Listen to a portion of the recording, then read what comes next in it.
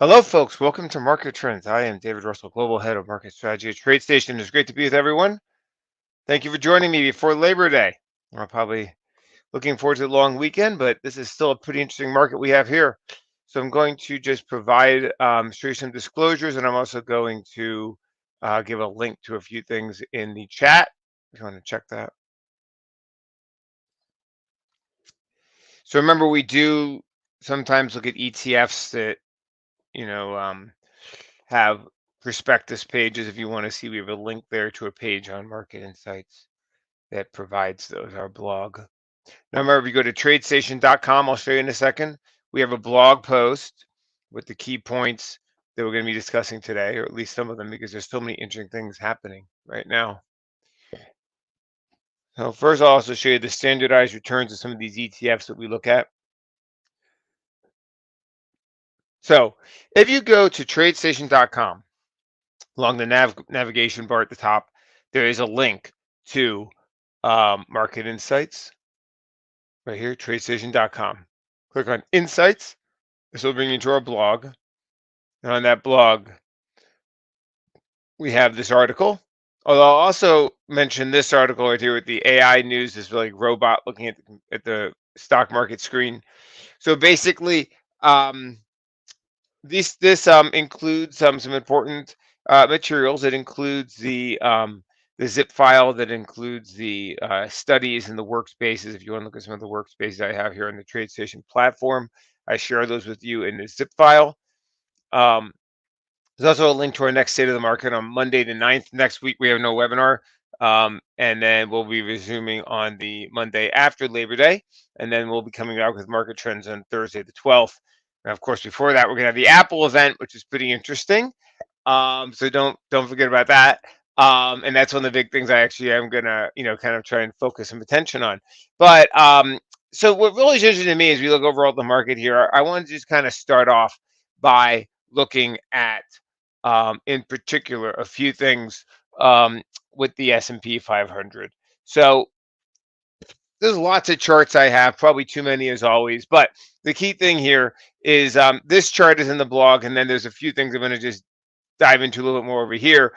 To me, the most important thing is this level, and we talked about it last week. We talked about it on market, on State of the Market on Monday. And remember, on Monday afternoons, we do a webinar when we look at the overall indexes. We look mostly at weekly levels and weekly charts. And on this webinar, we look more at things in the daily time frame. Look more at things that are events and news that are happening. The other one, we really just look at the big sectors. But what's really important to me, and we talked about this a few times, is this level here right around 55.60, 55.66, which was the high from the reversal day on August 1st. It was also a weekly low from back here at the beginning of July. I'll tell you, going to the weekly candles, looking at levels like we do on State of the Market on Monday can be highly informative. And this weekly low, you can see how it became that kind of the close where we failed and then gap lower, then where we reversed, at the beginning of August. And then we came blitzing right back through it, tested it last week, tested it yesterday, and now we're back above it. So I think at this point, this is very interesting. One of the big things that we've looked at on the S&P, this is TradingView chart I use sometimes, but basically we're highlighting here these patterns, these tight periods of consolidation, and this has been consistent with a market that does not have many sellers. Tightness is not bearish. When things rally and don't pull back, it means that there are no people wanting to sell. And I think that's where we are when you look at a lot of different points here. So this pattern has appeared again and again since the market started rallying back here in November. And in my opinion, this results from people who are just massively bearish. I mean, like the amount of negativity, I think when you look at the economy where it is, we recently looked at some measures of that, but the key thing is that in my view, there is still a significant, kind of cash on the sidelines. You see that when you look at the money market balances, things like that. Anyway, the key thing is the market is people are not highly leveraged. If you look at things like margin balances, the key thing here is tight consolidation with continuation. And now it looks, if you can believe it, it looks like that is what's happening here again. I know it sounds just kind of like, oh, the market will never stop going up or something. But when you look at this price action, it has been consistent with what we've seen before. It's the rally, the tight sideways movement, and that's just kind of interesting. So I wanted to mention that. Now, if we also look here at the over on our MT breadth, the advanced decline line, new all-time high today. You can see all these stocks above the 50-day moving average in red. We have the most stocks now in the S&P. We have right now in the S&P 349 companies above the 50-day moving average. That's the highest level since somewhere back here, in March. Also, if you look at companies above the 20-day moving average, really high number as well. What's interesting about this is the blue line goes up, it moves before the red line. So if there's more companies above the 20-day moving average, that will over time, those companies will end up above the 50-day moving average as well. If that continues, I mean, usually you'll see the blue line moves first. The key thing is with this blue line moving up, you can see the blue line moves up and then it crosses the red line and it then leads the red line. So this actually shows breadth improving, more companies above the 20-day moving average. And so I just type consolidation, event decline line. All right, now another thing that's interesting, if we look over here at this chart, is all right, let's first of all, the rate of change is back in this 9-day rate of change. This has been a really interesting indicator. You basically see when that 9-day rate of change, it stays positive or it doesn't go much below, maybe like -1, not much, maybe -1% on the 9-day rate of change. And then you can see when it really gets down to these levels, then it continues and we see the greater downside. So like right here, we had that 9-day rate of change. It was negative for a while before we had that flush to the downside. Same thing back in April. But then when you see when we come back and the 9-day rate of change stays positive, like look here at this point in late May, we basically rallied, pulled back, this kind of tight chopping. And now, so it's just interesting to see that 9-day rate of change is holding positive again at the same time, but we hold the lows, we double test that 55.60 area, and we basically form this apparent tight consolidation. That's also, I think, potentially consistent with a resumption of an uptrend here. All right, so the next one I want to show is we have our 50-day moving average speed, our MA speed indicator. We've shared this different times, and what's interesting is we've seen this one as well, where basically the 50-day moving average here in red, the S&P 500 rallies, pulls back and chops. You can see it just barely goes red, and then it goes over, and it's just kind of flat, and then it holds above and it accelerates, right? So where are we now? Basically, it turned red. Now we're holding above. And so the question is, does this start to accelerate? And that when you look at, for example, the number of stocks above the 20-day, the number of stocks above the 50-day, the advanced decline line hitting new highs, the rate of change pulling back, shooting up and then staying positive. And you see the S&P 500 above the 50-day moving average and this tight consolidation period. We are on pace here for, I think, the second highest closing price potentially. Well, it depends where we close, but we're up, at one of the top 5 closing prices. This is our all-time closing high up here on the 16th. Now, I just want to point out these things are all potentially kind of in that same ballpark of being consistent with a potential uptrend. So these patterns are just all kind of jumping out as we look. But I think the real thing that's fascinating is the incredible breadth right now in this market. This is some significant breadth. So, our blog post today talks about rotation, and we've talked a lot about rotation to financials and industrials and all that stuff. But I just have to say that there's a different kind of rotation that we might want to think about. And that is the rotation from potentially Nvidia to Apple. Now, let's just think about this here for a second. Apple has its event on September 9th. Now, look at this reversal here. This is a ratio in trading. You can do this on TradeStation. It takes more time. You have to use you have to have 2 data points you bring into the chart. You bring in data 1 is one stock, data 2 is the other stock. Use the indicator called spread. What's it called? It's called spread ratio. And basically that indicator will allow you to compare 2 symbols to each other. With TradingView, you can just do one symbol then slash the other symbol. So what's interesting about this here is this was the moment when Apple, basically, this was the day or two after Apple did their, they announced they were going to be supporting AI on their next iOS. And so it's very interesting here to look at this. You can see at that same time, this is where an Apple broke out to new highs. And so now we have this event coming up on September 9th. Now, it's often common, if you look back in the 90s, the first names that really rallied were Microsoft and Cisco, and then all the other ones came later. So, your initial suppliers, especially coming like Cisco, that provided the underlying hardware, you know, that existed long before, Amazon took off or before Google even existed. The thing is if you think about it, what is that underlying hardware of AI?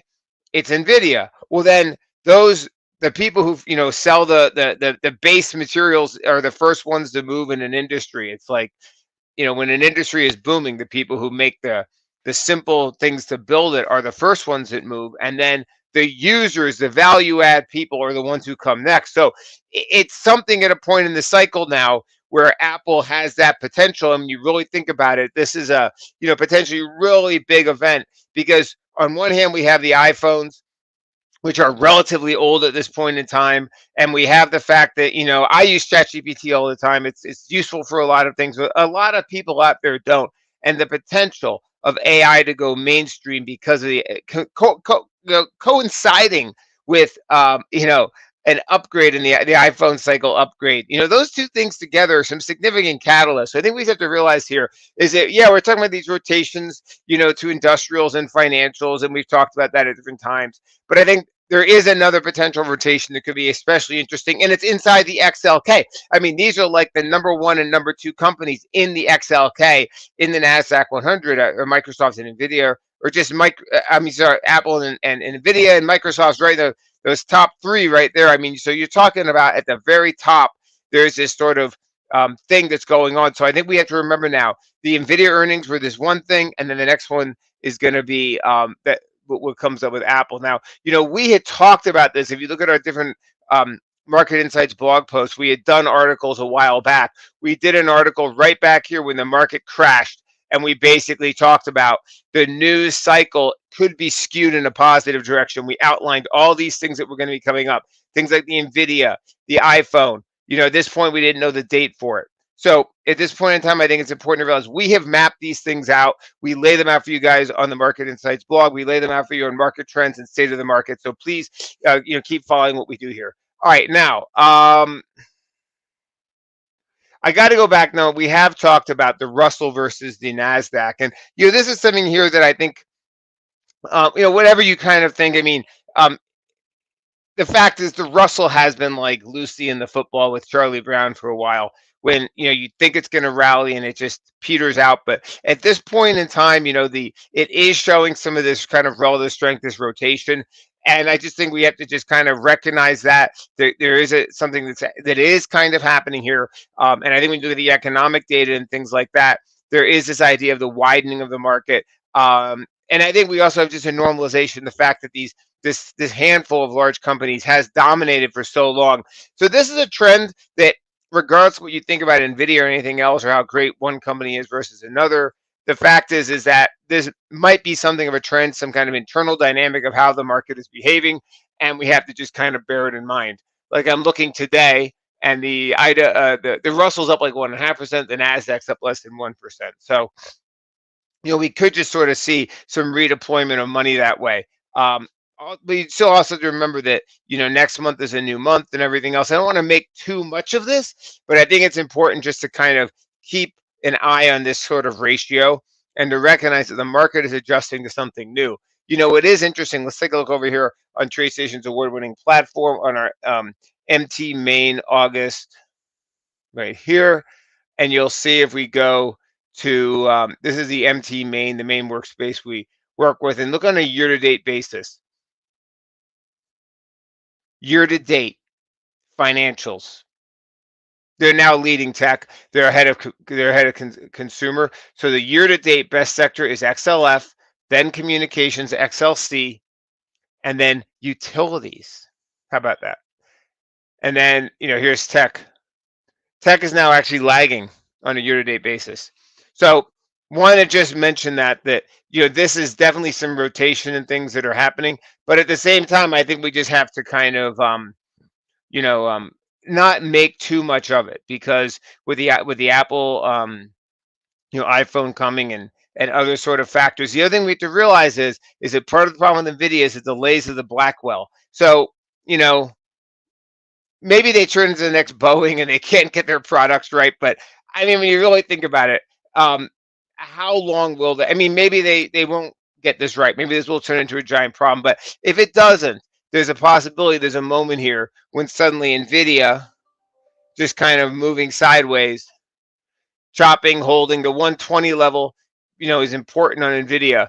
There's a certain point though when it can sit and languish, but then when the Blackwell thing starts to get in order, when they start getting it fixed and shipping or whatever the issue is with it, it was something with the cooling of it, but that's also something that suddenly just comes off the bench. So I think it's important in terms of a potentially bullish catalyst. So I want to just kind of mention that we have to just kind of, realize that there is always that potential of something like Nvidia to then have that recovery because this is, some kind of known issue that is just lingering. And at a certain point, if it goes away, it could suddenly turn around and say, well, who cares about the Russell? Now we're going to look at Blackwell, and then it could be just a total rotation back to Nvidia. So let's not make too big of a deal about this rotation to the Russell, which is working for now. But let's just remember that if that the Blackwell or something, it could be a rug pull real quick again on that. So just looking at some of the economic data today, because in my opinion, it was really interesting economic data.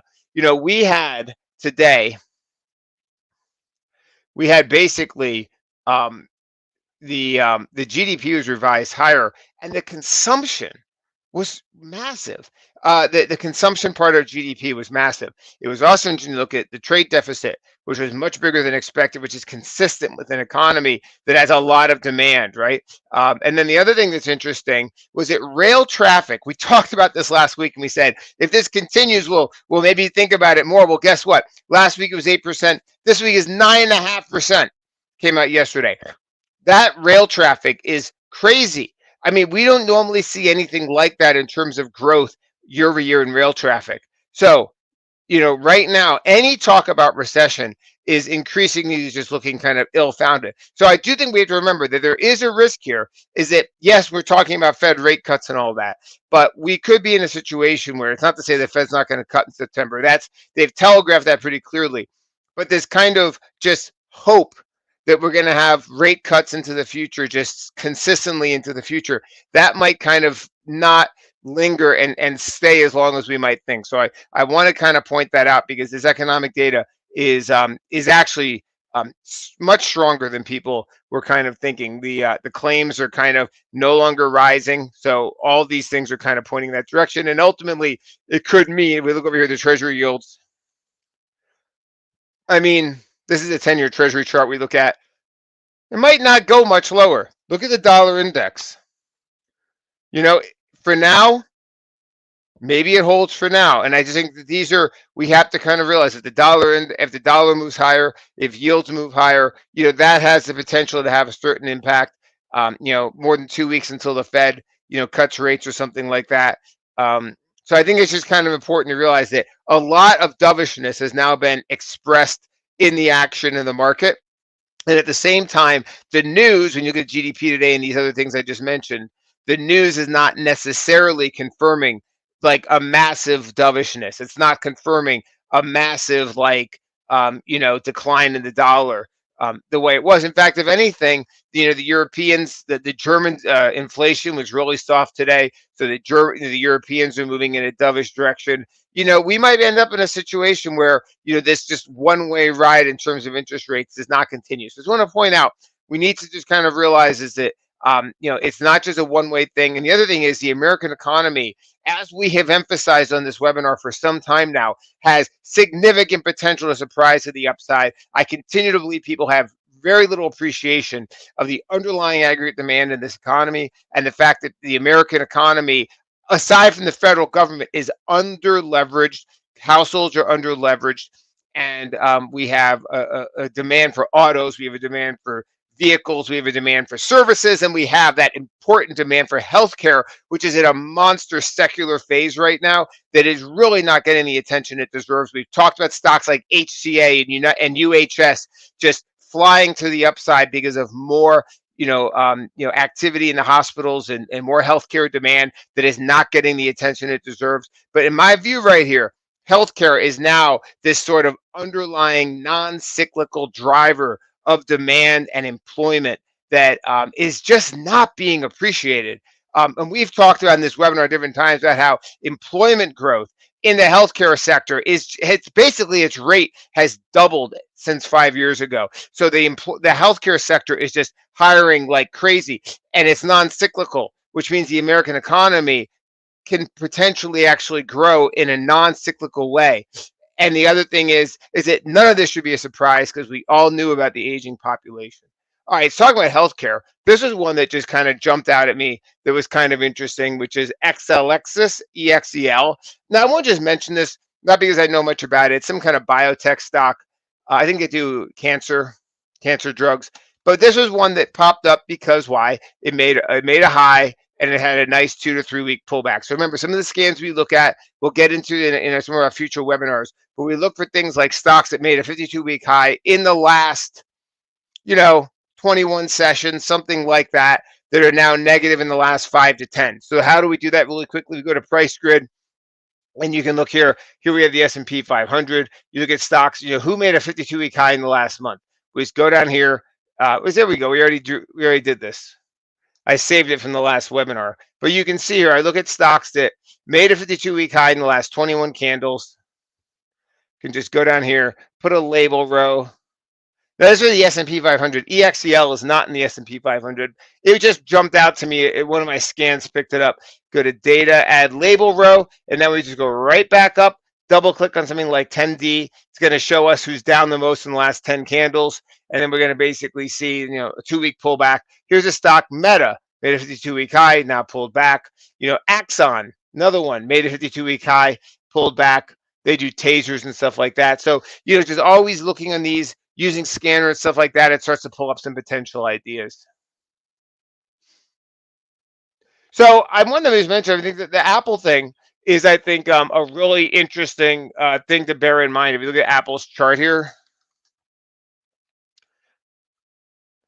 this pattern is very, it basically, when it rallies up and then there's no pullback, this kind of pattern is a potentially, bullish sort of, continuation pattern. So let's say people thought, hey, maybe Apple does have kind of some continuation to the upside. What's a way to use, calls and puts and some options and maybe think about doing something to participate, with limited risk. And the great thing about something like Apple here is that we know the timeline. We know that we're looking at the 9th of September, which is a Monday, and we know that we have weekly options expiring that week, which would be the 13th of September. So a person looking at Apple here might potentially look at something like a call spread, something like the stock right now around 231, and I'm kind of wondering where would be kind of level to the upside and a kind of continuation from here, maybe something toward around 245. So you could click on the ask of the 240 strike of the calls, hold down control here on Option Station Pro, and then I'm going to hold down control and click on the bid of the 245. You can see there's a vertical call spread, for 84 cents, looking for the stock to move to 245. That's a potential level. I'm just kind of pointing it out.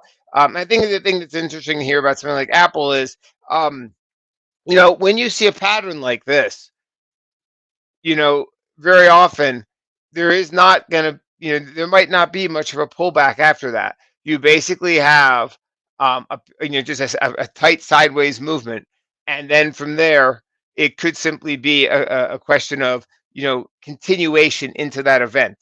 That's, I think, the key thing with when people come back from Labor Day and things like that, can be like, oh wow, Apple's doing this thing and the market pulled back and AI and that's when the hype could potentially begin. And I think that's kind of what something like a call spread, something like that could potentially generate leverage on a move like that. Now, another thing just kind of mentioned, we did talk about Netflix. I mean, I'm sorry, Nvidia.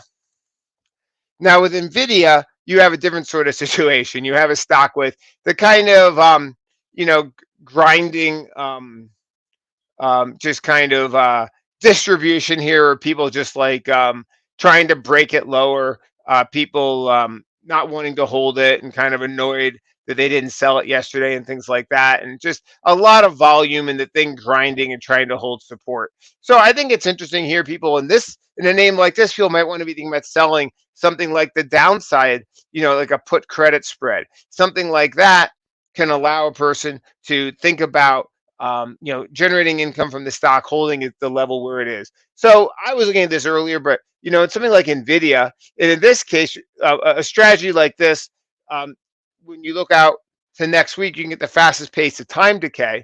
So a person might potentially kind of think about something like, I was looking at something like the 119, and if you click on the bid there, and then in this case, you're going to be, if it's a credit spread, you would click on the bid first, and then you would go down to say the 114, hold down control, hit on ask, and that's a $5 wide spread for about $1.68 potentially. So a trade like that would basically have a break even $1.68 under 119, so somewhere down around 117, 70 or something. But the key thing about something like that is that a stock in this situation could grind, consolidate, and the thing about something like selling, the put spread to the downside, it generates income as opposed to being a debit trade that costs money. Where that money, when something has that short-term negative momentum, spending money looking for a move to the upside against that short-term momentum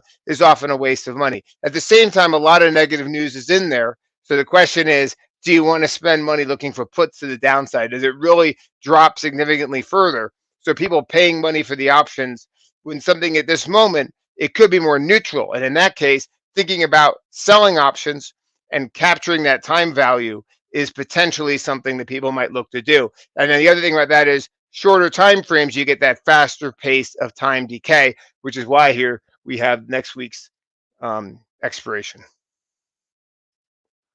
Okay. So I just thought it was interesting. I wanted to mention Berkshire Hathaway, joined the $1 trillion club, kind of fits into that financial thing. And we saw something about hedge funds, a JP Morgan report over here that said hedge funds reduce their exposure to the Mag 7 names, which is interesting. When you look at the price action in a name like Berkshire and a price action in some of these financials, it looks to me like investor rotation is one of the 7 catalysts for stock movement. It looks to me like we could be seeing a kind of bigger, longer term shift into these names. So I think that's important to realize. But then the other thing we want to mention is that there are some interesting kind of turnaround things I noticed in this environment. There's these weird companies that have been performing well. And so I wanted to kind of just have a list of them. These were all names that I looked at that have not yet hit new highs, but rallied after their earnings that seem to have some potential for turnaround. So I wanted to highlight those. There have been some of these unusual names like 3M, General Electric. There have been other turnaround names that have been working recently. So I did want to mention that. And then don't forget, we have these upcoming events. Next week has the economic data, and then immediately after the payrolls, we come back for Apple. So those are the main things I wanted to cover. Look and see if we have any other points here. I did want to just very, very briefly mention that apart from the really big names, Netflix had an interesting upgrade a day or two ago, and we were also looking at a name like Netflix of the this sort of we did a trading view idea on this. But the thing is that this was basically an all-time high. This goes back here on Netflix. I think we have a weekly chart here. You can see that this is now breaking its levels from 2001. This company, 2021. I'm sorry. This company has business transformation working right now. It's interesting just to kind of see it's no longer one of the mega caps, but it's still a significant growth name. And it's also in a spot where they seem to have established a really unique spot with like, when a company has, a moat around their business and they have a dominated market share, names like that can perform. Spotify was another name that really kind of emerged as a new mega media company we talked about some time ago. Not as much probably as we should have. But Netflix here is interesting as it tries to kind of break out through these levels. And just some other names that were jumping out to me with this sort of news. Again, rotation away from maybe the big caps, but maybe people move down the food chain a little or down the market cap ladder. Names like potentially a name like Palantir here, rally, pull back, holds those levels. From July. Palantir holding. Palo Alto Network also had this rally on earnings, pulled back. This name has been range bound here for a while, which might have some potential for a more significant breakout if it kind of gets above this old high. So I think Palo Alto Network was one that jumped out to me. And then the other one was Arista Networks, which also had a good earnings report recently, and is here just kind of in just a very tight sort of range. But this is something here that people might want to look to see if we can get above like 360. So anyway, great to talk to everyone. Hope you have a great Labor Day weekend. Remember, we'll see you again in 2 weeks. We'll be back though on that Monday after Labor Day. Hope everyone has a great day, and see you then. Have a good weekend.